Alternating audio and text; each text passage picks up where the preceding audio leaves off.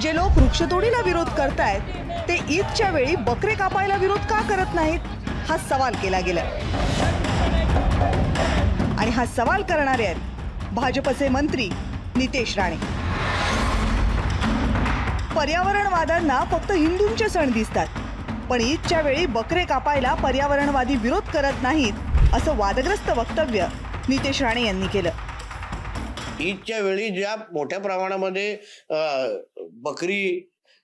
बकरीचे हे कत्तल होते, त्याच्यानंतर ते सगळं रक्ताचे पाणी सगळीकडे वाहत असतं असं असंख्य वेळी आपल्याला उदाहरणं किंवा आपल्या मीडियामध्ये पण चालवलं जातं।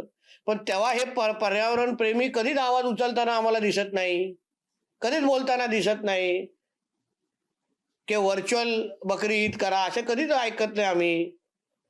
मग एका धर्माला एक न्याय आणि दुसऱ्या धर्माला दुसरा न्याय, हा कशाला? हा प्रश्न या निमित्ताने मी फक्त ट्विटच्या निमित्ताने विचारलाय। विरोधकांनी मात्र नितेश राणेंचं हे वक्तव्य खोडून काढले।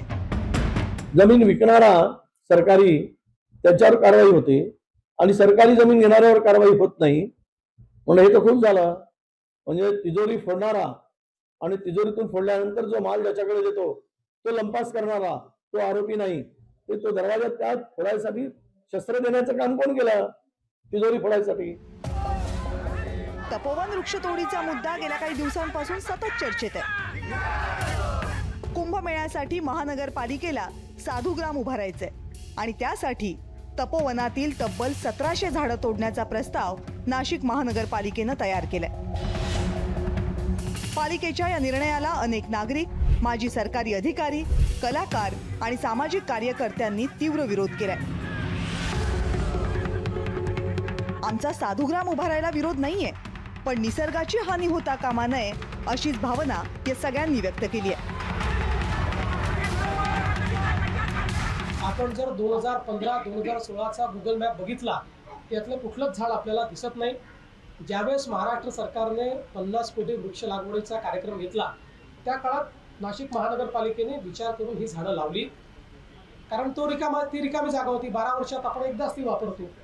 आता ज्यावेळी तिथे साधुग्रामचा विचार झाला, त्यावेळी साधुग्राम तिथे तयार करता येत नाही, कारण डेन्स अशा प्रकारची झाडं झालेली आहेत आणि म्हणून आता हा प्रश्न निर्माण झालेला आहे।